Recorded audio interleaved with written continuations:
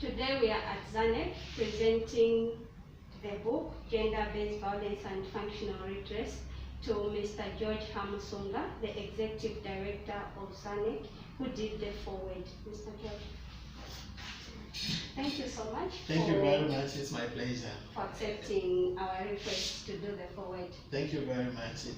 It's my pleasure. I would like to first express my gratitude to have been given the privilege or the opportunity to contribute the forward to this very impressive piece of work. So I've known Dr. Sande Mwape for a long time, and it was a privilege when I was requested to provide a forward, especially to a book that deals with issues that are at the heart of what we do as Zambia National Education Coalition. It was interesting actually to see that the book looks at one of the major root causes of gender-based violence, which is illiteracy, and it is giving an option, or it is giving a solution in form of functional literacy as one of the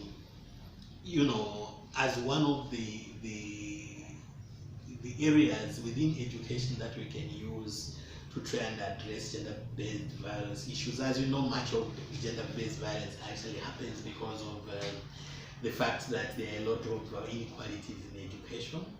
And as you know, education also plays a major role in empowering women to be able to generate their own income. If they don't have means of generating their own income, it becomes a problem, and they become very vulnerable. They become dependent on their spouses for a livelihood, and when that happens, they do not have much option but to endure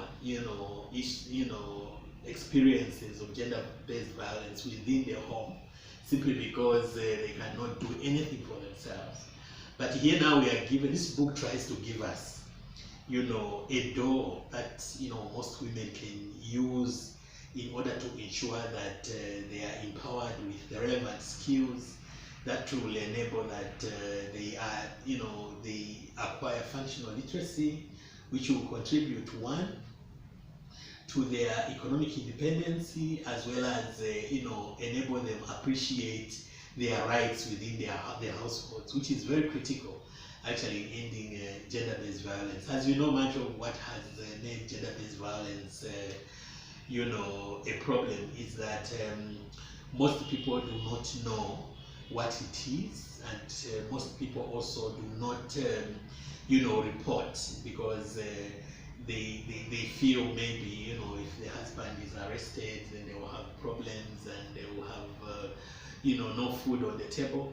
But this book actually tries to bring out all those issues in order for us to know that there is a very critical relationship between gender-based violence and the need for empowering our women with functional literacy. Thank you.